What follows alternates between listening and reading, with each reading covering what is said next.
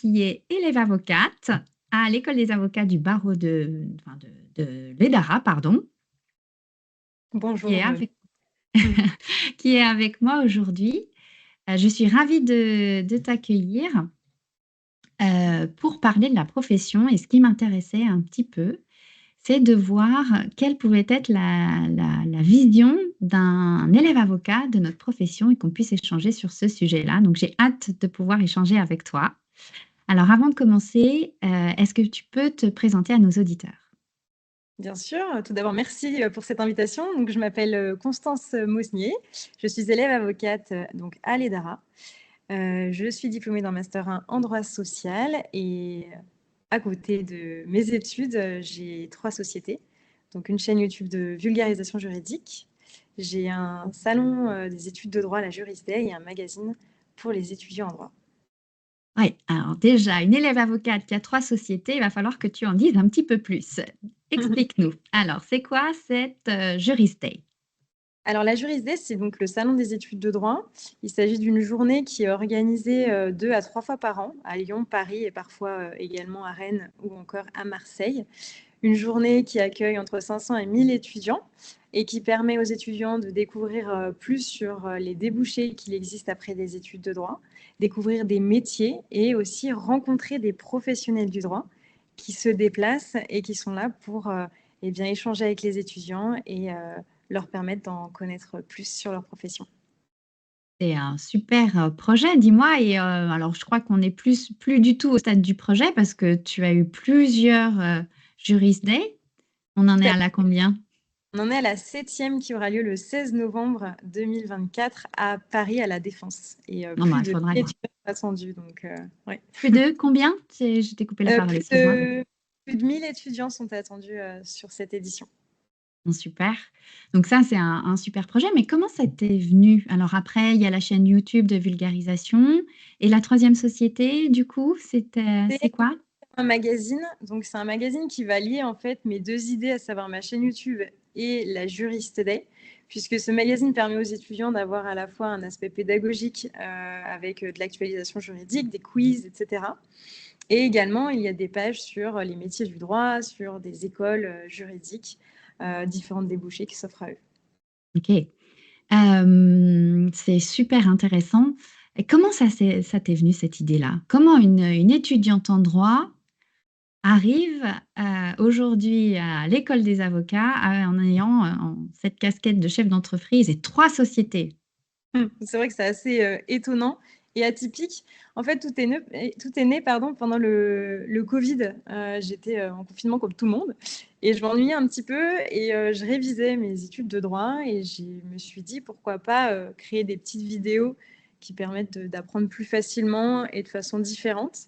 Donc, j'ai créé mes premières vidéos que j'ai mises sur YouTube au départ que pour mes amis et les gens qui étaient dans ma classe. Et puis finalement, j'ai ouvert à tous et j'ai développé donc toutes ces vidéos. J'ai plus de 500 ou 600 vidéos maintenant sur ma chaîne YouTube. Et une idée en entraîne généralement une autre. En tout cas, c'est comme ça que ça fonctionne chez moi. Donc ensuite, j'ai créé la Jurisday en me disant, après le Covid, bah, créons du vrai lien social, allons à la rencontre des étudiants et des professionnels, mettons en lumière toutes les débouchés qu'il existe après ne serait-ce une licence de droit, parce qu'on n'est pas forcément obligé de faire un master en droit, on peut aussi rentrer dans des écoles qui sont très formatrices et qui permettent d'accéder à des métiers comme greffier, des professions qui sont peut-être un petit peu moins connues. Et ensuite, j'ai développé l'idée du Juriste Mag, donc le magazine. Voilà. Et puis depuis, je crée différentes choses en lien avec les études de droit. Super. Je suppose que tu n'es pas toute seule quand même, que tu es entourée. Essaye de rassurer un peu nos auditeurs. Ah, c'est vrai que j'ai l'habitude de travailler assez seule, mais c'est vrai que j'ai la chance d'être très bien entourée par des professionnels du droit qui me témoignent leur soutien et qui forcément m'aident à garder confiance en fait en mes projets et Mm. à garder cap. Voilà. Mm. Et l'université, alors du coup, parce qu'il y a quand même à l'université, il faut le dire, les universités s'intéressent quand même à toutes peut-être ces nouveaux sujets, faire en sorte que leurs étudiants puissent aussi se challenger sur des projets grâce notamment à ce qu'on appelle la clinique du droit. Est-ce que tu peux nous en dire déjà deux mots, ce qu'est la clinique du droit, et puis voir comment l'université ou pas t'a porté Bien dans ces sûr. projets? Alors la clinique du droit, c'est un projet que j'ai fait pendant 2 ans grâce à l'université. Ça permet finalement eh bien, aux justiciables d'avoir quelques orientations sur des thématiques qu'ils rencontrent en fait, donc que ce soit un problème sur le remboursement d'une caution ou sur un conflit de voisinage. Il y avait des permanences tous les jeudis soirs, donc les étudiants de master ainsi que des élèves avocats étaient présents. Je crois également qu'il y avait un avocat qui devait nous surveiller afin qu'on ne délivre pas de conseils juridiques à proprement parler. Mhm. Très important. Et donc, nous, on avait un vrai cas pratique en réalité à résoudre en une semaine afin de donner les meilleures orientations à la personne qui nous demandait une orientation. Voilà. Ok. Et vous n'avez pas, est-ce que tu as participé à un projet qui a été soutenu par l'université ou pas du tout? Parce que certaines universités aussi poussent un peu les étudiants à porter des projets autour du droit. C'est vrai. Me concernant, je n'ai pas du tout ressenti de soutien en fait de la part de l'université. Ça a été assez difficile pour moi. Bon, c'est un chapitre qui est clos à présent, mais voilà, j'ai été très très seule et très isolée en fait pendant mes études dans le cadre de mes projets, pas vis-à-vis des autres étudiants que vis-à-vis de mes professeurs qui peut-être n'ont pas forcément compris ce que je proposais, ce que je peux comprendre à certains égards. Donc, j'ai pas vraiment. Ouais, j'ai travaillé assez seule. Ça m'a demandé d'être assez solitaire finalement, tout ça. Hmm. Alors aujourd'hui, tout ce parcours-là, forcément, je pense, t'a beaucoup enrichi. C'est de l'expérience. Mhm. Et tu es élève avocat, tu viens de rentrer en janvier, là, 2024, à l'école des avocats. Quel est ton ressenti? Quelle est ton expérience? Où tu en es? Qu'est-ce que tu fais? Explique-nous. Alors déjà, je suis très fière d'être élève avocate parce que ça a été un sacré parcours pour moi pour atteindre l'examen du CRFPA que j'ai passé l'année dernière et donc rentrer. Donc, premier sentiment, c'est vraiment une fierté. C'est un accomplissement. J'ai eu la chance d'effectuer un premier stage en cabinet d'avocat de février à avril dans un cabinet en droit social, le cabinet Épilogue Avocat, avec maître Simonet exactement. Et donc ça m'a permis déjà d'avoir un premier pied dans la profession, de me faire mon propre avis, parce que j'avais jamais eu l'occasion de faire un vrai stage en cabinet d'avocat jusque-là. De me projeter également dans cette profession, avec quels sont les aspects qui me plaisent et ceux qui me plaisent un petit peu moins. Et puis, donc, j'ai suivi mon cursus théorique à l'école des avocats de janvier jusqu'à juin, donc avec des enseignements notamment en déontologie, donc une matière qui est toute nouvelle pour nous en tant qu'élèves avocats et qui nous permet vraiment de voir que la profession, c'est pas que de l'exercice et du conseil, c'est aussi des normes à respecter et qui forgent en fait même la profession et qui sont importantes, même si parfois contraignantes. Et puis j'ai eu l'occasion donc, de participer à Crée ton Cab avec les DARA. Alors, on va en parler de Créton Cab. On va juste faire un petit focus sur, tu arrives, première entrée dans un cabinet d'avocat, première expérience. Qu'est-ce que tu en retires du coup? Est-ce que c'était vraiment une découverte, une grande surprise par rapport à ce que tu imaginais? J'ai été assez anxieuse de faire ce premier stage parce que, comme beaucoup d'élèves avocats, on a peur en fait de ne pas être suffisamment bien, de ne pas être suffisamment bon dans nos réflexions, d'être à notre place. Pour ma part, c'est vrai que j'avais fait le choix d'un petit cabinet afin d'être assez proche en fait de ma maître de stage. Et j'ai été agréablement surpris de l'approche humaine en fait qu'il y avait. Ça, c'était quelque chose qui avait beaucoup d'importance pour moi. Je pense que le ressenti peut être différent en fonction de là où on fait son stage, de là où Mhm. on exerce. Et je pense que ça fait partie finalement des différents visages de la profession. On peut choisir en fait comment on exerce. Et en tout cas, en droit social, dans le cabinet dans lequel j'ai fait mon stage, l'aspect humain m'a beaucoup plu. OK. Est-ce qu'il y a des choses qui t'ont, un peu choquée ou tu te dis: «Ah ouais, c'est comme ça la vie d'un avocat», qui t'ont vraiment surprise? Bah, surpris non, mais c'est la réalité, à savoir, être toujours présent pour ses clients. Quelle est la frontière en fait, à mettre, entre, le temps qu'on consacre à nos clients et le temps qu'on ne consacre pas à ses clients et qu'on consacre peut-être plus à sa vie personnelle. Donc c'est vrai que quand on veut, bien faire, on veut tout le temps être là pour eux et bah, dans le cabinet dans lequel j'ai fait mon stage, l'avocat était très investi auprès de ses clients, donc les journées étaient bien remplies. Donc Mmh. c'est un aspect aussi, à prendre en compte en fait de comment est-ce qu'on veut exercer, et Donc ce que je comprends, c'est que cette, implication, cet engagement même presque, on peut dire, ça t'a amené des questionnements, sur l'équilibre. Où c'est est ça, la bonne, où ouais. est-ce que c'est juste en fait? C'est quoi le bon équilibre, Mmh. à avoir quand on exerce, professionnellement? Est-ce que tu as eu d'autres questionnements comme ça? Non, ce qui m'a beaucoup plu, c'est, les différentes possibilités qui s'offrent, à nous en tant que futurs avocats et avocats, d'exercer plusieurs missions en même temps. L'avocat, chez qui j'ai fait mon stage était investi dans beaucoup de mouvements de réseau, en fait, et elle m'emmenait avec elle. Elle était également chargée de TD, et donc c'est assez rassurant de se dire qu'on n'est pas non plus enfermé dans une seule mission, qu'on peut s'investir, dans d'autres choses. Et moi qui suis investie dans mes sociétés notamment, bah, disons que c'est un aspect qui m'a rassurée, en fait. Mmh. Super, donc du coup, une super expérience, première expérience et là, tu es en PPI. Alors est-ce que tu peux expliquer ce qu'est le PPI et où tu es? Bien sûr. Donc le PPI, c'est le projet professionnel individualisé. Je crois que c'est ça, à peu près. À peu En près, fait, oui. en fait, c'est un stage de 6 mois qu'on doit faire dans notre cursus, d'élève avocat. Un stage qu'on doit faire en dehors d'un cabinet d'avocats afin de découvrir les missions de juriste dans une entreprise et de nous ouvrir, certainement en fait à une autre, forme d'exercice peut-être. Donc moi, j'ai la chance de faire mon stage chez Legal Start. Donc c'est une legal tech. C'était un souhait de ma part de faire un stage dans une legal tech parce que je voulais, en savoir un petit peu plus en fait sur, ces types d'entreprises.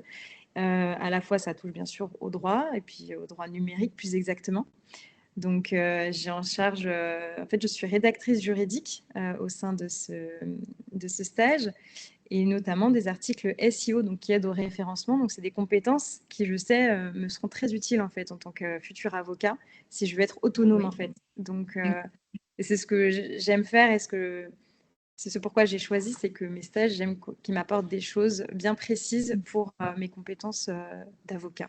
Mmh. Voilà. Ah, c'est sûr que les compétences en SEO, ça va être c'est la compétence à avoir. Parce que tu C'est peux ça. avoir un très joli site, mais s'il n'est pas bien référencé, ça ne sert à C'est vrai. rien. Voilà, c'est Notamment, hein, mais la première, la première question, je suppose, que doit se poser un avocat quand il rentre dans la profession, c'est, «Bon, bah, maintenant, comment je me fais connaître?» c'est ça. Et Mm. bon, la première chose plutôt évidente qui vient, ce qui n'était pas le cas quand moi j'ai commencé. Mm. J'ai fait partie des premières à avoir un site internet, au sein de la profession. C'était, on me regardait avec déjà les yeux en disant: «Mmh». Donc voilà, c'est, ben, il faut que je fasse mon site et Mm. alors là, ça peut vite devenir très compliqué ou très coûteux. Donc Ouais, c'est ça. avoir ces compétences-là, ça peut être Quand on n'a très pas utile en les effet. Quand on n'a pas ces compétences, on peut déléguer, bien sûr, à faire appel à des Mmh. personnes qui le font, mais pour contrôler, être sûr que c'est bien, et cetera, quand on n'a pas les compétences, c'est très difficile en SEO d'aller vérifier finalement si ça correspond bien à Mmh. nos attentes. Donc, non pas qu'il faille surveiller, mais bon, quand on fait appel à un prestataire, c'est plus rassurant quand même de pouvoir avoir un petit peu un avis dessus, quoi. Ouais. Bon super, donc du coup là tu es en plein PPI, qui se termine donc bientôt, enfin en Oui. novembre je crois? En novembre? Fin, fé- Fin février, exactement, Ah puisque fin c'est février pardon, non j'ai fin février donc tu es en plein dedans.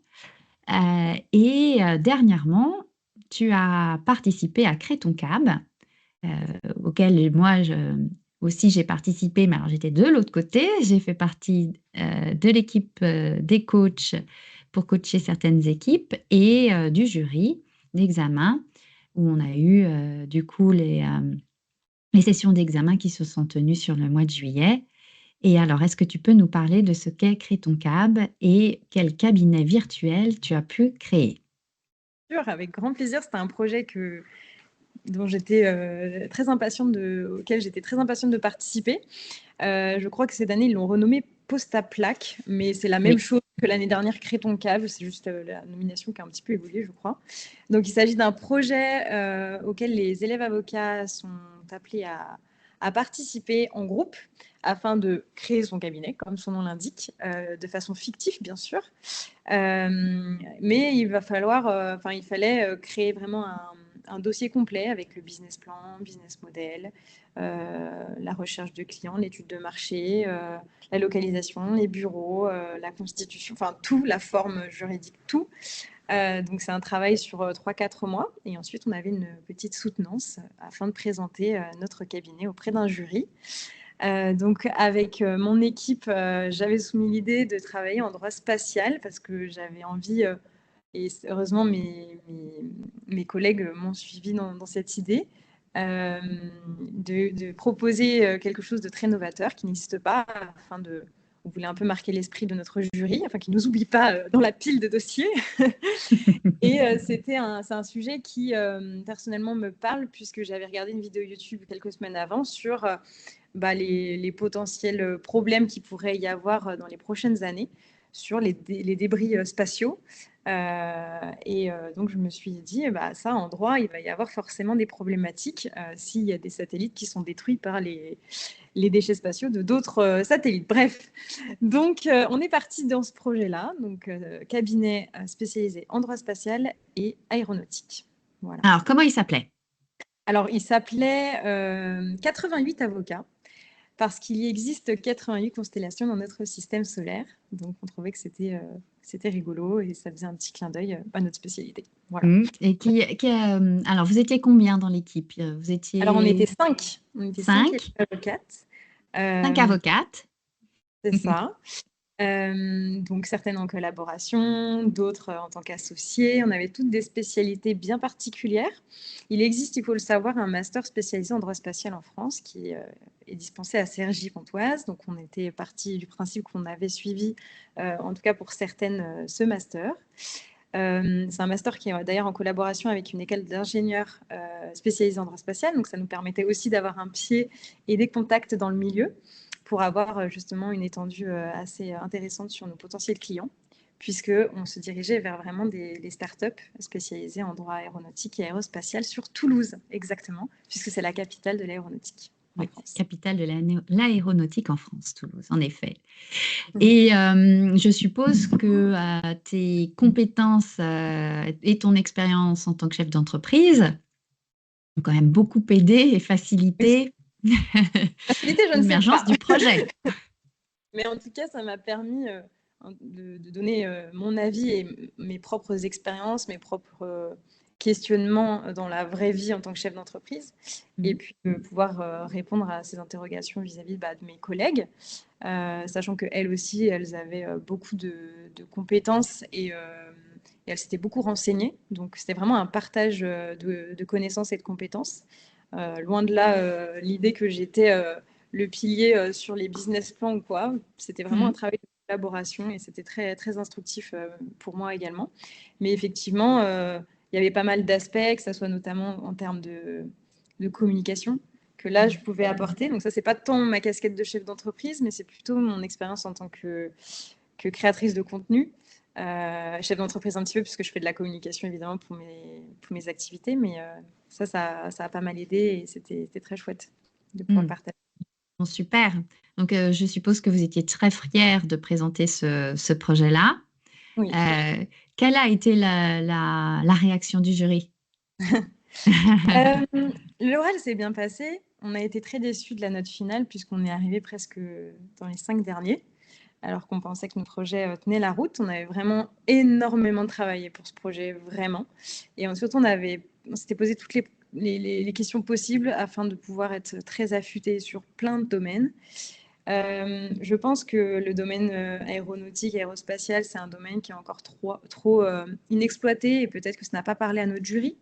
Non pas qu'ils ne l'ont pas apprécié parce que l'oral s'est bien passé, mais peut-être juste que c'était pas suffisamment concret pour eux. Peut-être que si on était passé sur Toulouse, ça aurait été différent. Je Peut-être. ne sais pas. Il faudrait soumettre le projet à l'école, je ne sais pas C'est vrai. comment s'appelle l'école là-bas, mais Ouais, c'est vrai que mais oui, peut-être la géolocalisation ne nous a pas aidés, je ne sais voilà. pas. Il aurait peut-être Mais fallu choisir la santé. peut-être. Mais OK, bon, bon, c'est voilà, on était quand même très fiers de présenter ce projet et on en est toujours fiers. et qu'est-ce que tu en tires comme expérience du coup, de choses positives ou, qu'est-ce que tu as pu apprendre de passage? Bah, à structurer, c'est vrai que moi, quand je crée, mes idées, j'ai beaucoup d'idées dans ma tête chaque jour et quand j'en ai une qui se fixe, je fais vite mes calculs, je fais vite mon étude de faisabilité et je lance le truc en une semaine. C'est ce qui s'est passé pour tous mes projets. Donc là, ça m'a demandé de me poser sur 3 mois et de réfléchir beaucoup plus posément. Ce que ça m'a appris surtout, c'est travailler en collaboration avec d'autres personnes, ce qui n'est vraiment pas évident pour moi. Puisque j'ai l'habitude vraiment de tracer mon chemin toute seule et depuis pas mal d'années. Donc là, ça m'a demandé vraiment de prendre le temps d'être à l'écoute. On ne travaille pas tous pareil, on réagit pas tous pareil en fonction des idées, on est différents, quoi. Donc là-dessus, ça m'a ouvert vraiment des compétences, peut-être sociales, plus que juridiques. Relationnel. Voilà, c'est ça. Mais du coup, c'était une très chouette expérience, vraiment. Eh ben, super. Hem et du coup, quel va être ton parcours après? Est-ce que tu sais? Et puis, comment tu appréhendes ton entrée dans la profession? Alors j'y pense tous les jours. C'est vrai que c'est quelque chose qui me travaille pas mal, puisque cette fois-ci, c'est pas, un projet, une entreprise, un projet où je me dis: «Bon, bah, si ça marche pas, c'est pas la fin du monde». Là, si ça marche pas, si c'est la fin du monde parce que c'est quand même le métier que je souhaite exercer et que je souhaite, bien exercer.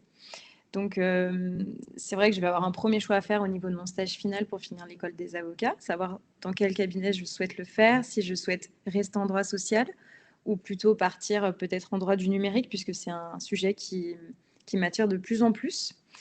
Après l'école, c'est vrai que mon objectif premier, ce serait de créer mon propre cabinet, puisque je suis assez indépendante, c'est dans mon caractère et ça me sécurise finalement. Après, est-ce que c'est la bonne idée? Je suis toujours vraiment en réflexion parce que j'ai des craintes vis-à-vis de la collaboration, comme pas mal d'élèves avocats, je pense. Peut-être des préjugés aussi, hein, tout simplement, dont on aura l'occasion de discuter. Mais pour le moment, c'est en réflexion. Il y a beaucoup de questions qui se posent et de projection. Mmh. Donc, Alors parlons un peu de la collaboration, peut-être 2 mots, quels sont peut-être les préjugés ou quelles sont les peurs que tu peux avoir ou que tu peux entendre dans ton entourage, des élèves? alors, ce qui revient le plus, c'est la difficulté de garder une vie personnelle, privée, stable, que le travail n'empiète pas trop. Je pense qu'il y a beaucoup d'élèves avocats qui ont peur de ne pas savoir dire stop en fait à leur maître enfin je ne sais pas exactement quel est l'intitulé du Oui, alors le collaborant. le collaborant, bon, voilà.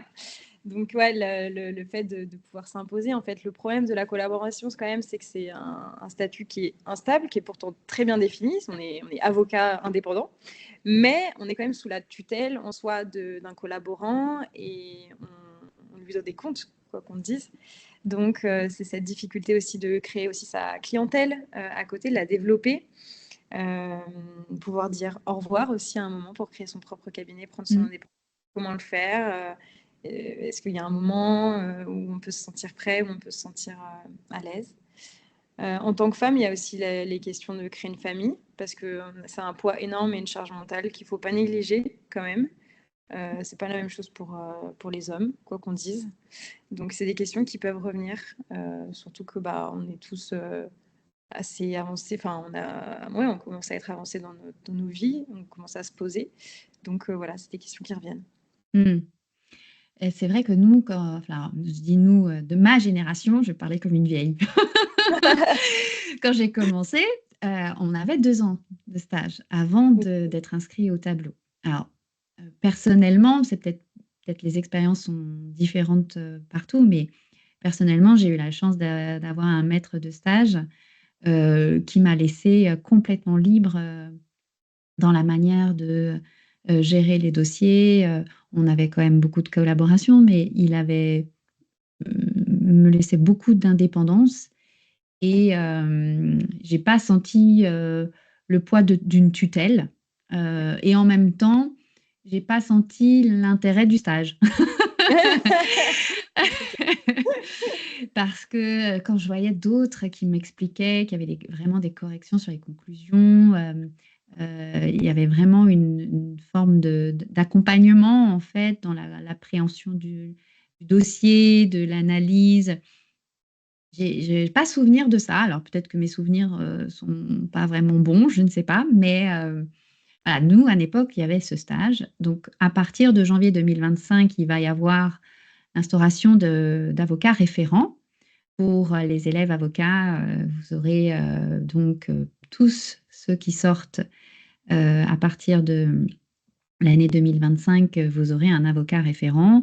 Les barreaux sont en train de réfléchir sur, il y a des groupes de travail qui se sont constitués pour réfléchir sur quel type de profil pour les avocats référents, quel type de compétences, et puis quel est l'objectif, quelle est la mission de cet avocat référent. Et c'est vrai que ces questions-là peuvent être complexes et puis surtout, les réponses apportées peuvent être complètement différentes en fonction des profils. Tu pourrais parler avec moi, avec un autre confrère plus âgé ou plus jeune, rentrer dans la profession, il pourrait te dire vraiment des choses différentes. Donc là, c'est vrai que le réseau, avoir des gens, ne pas être seul en fait, je pense que c'est ça qui pourrait être le plus utile, Ouais. qui semble être en tout cas le plus utile, au-delà d'avoir un référent à qui parler.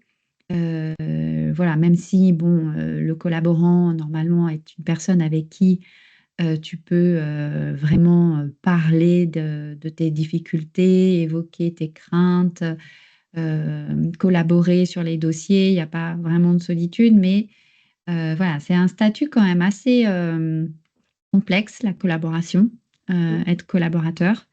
Ça demande beaucoup de stabilité. Enfin, je parlerais de stabilité intérieure, c'est savoir ce que l'on veut, pas se sentir en dépendance, voilà, pas avoir voilà, question de confiance, de peur, enfin, voilà, qui font que on peut se retrouver dans des situations ingérables ou difficiles parce qu'on n'aurait pas exprimé les choses, parce que on ne saurait pas bien collaborer avec son collaborant. Voilà, ça dépend aussi des profils. Voilà, tout. Donc, je peux comprendre. Et puis, la question de l'équilibre entre vie personnelle et vie professionnelle, c'est la grande question. Deux questions. C'est the question que se posent beaucoup, beaucoup, beaucoup de gens, beaucoup de confrères. D'autres ont fait le choix du coup de quitter cette profession parce qu'ils sont pas arrivés à résoudre cette question. Et on a quand même pas mal de départs Ouais. de la profession. Parce que c'est une profession qui se féminise aussi beaucoup. Donc, on n'a pas encore beaucoup de statistiques pour savoir si c'est plus de femmes qui partent de la profession ou pas, pour quel type de profil. On voit beaucoup sur LinkedIn de profils d'anciens confrères, de consoeurs surtout, euh, qui ont fait des formations de coaching et qui donc Oui, coachent c'est vrai. les avocats. On en voit quand même beaucoup, beaucoup. Il y a eu une grosse vague là. Je pense que l'après-Covid a fait son œuvre. C'est ça. Mais il y a d'autres profils intéressants. Et je t'inviterai à écouter. J'ai interviewé une ancienne consoeur, Laetitia Cross, qui a monté son entreprise après avoir quitté la profession au bout de 10 ans, Susan et Suzette, avec sa belle-sœur, et elles confectionnent du matériel pour vélo et Ok. travaillent avec des personnes à situation de handicap. Donc, tu vois, il y a vraiment un profil intéressant. Tout à fait. Donc voilà. Et donc l'enjeu, c'est s'installer, pas s'installer, quand, collaboration, pas collaboration. C'est vrai que ton parcours est quand même atypique et ta casquette de chef d'entreprise peut aussi amener à ce que tu aies du mal à rentrer dans le statut du collaborateur. Mais bon, tu as encore du temps pour voir et puis peut-être que Mm. les différents stages que tu vas pouvoir Oui, faire, parce que il va y avoir un autre stage de 6 mois. Là, par contre, en cabinet d'avocat, est-ce que oui. tu as fait ton choix déjà? Non, pas encore. J'ai eu quelques propositions très, très chouettes, mais pour le moment, je préfère encore réfléchir pour savoir D'accord. quel axe je veux choisir. Voilà. Mm. Entre droit du travail ou propriété intellectuelle. C'est Mm. ça, tout à fait. Eh ben, super, vraiment, Constance, merci de cet échange. C'était un très bel échange, une belle découverte d'une élève avocate qui a une vision du métier et qui a un parcours particulièrement super. Enfin, vraiment, je Mm. suis impressionnée, je vais le dire. Donc, vraiment bravo pour ce parcours. Et bah, j'espère à bientôt. J'espère que tu suivras les aventures d'Avocat Pulse avec intérêt. Comptez Et, sur moi. euh, et puis, je te souhaite une très belle journée. Merci beaucoup pour l'invitation. C'était un grand plaisir d'échanger avec vous et d'en apprendre plus sur Avocat Pulse. Merci.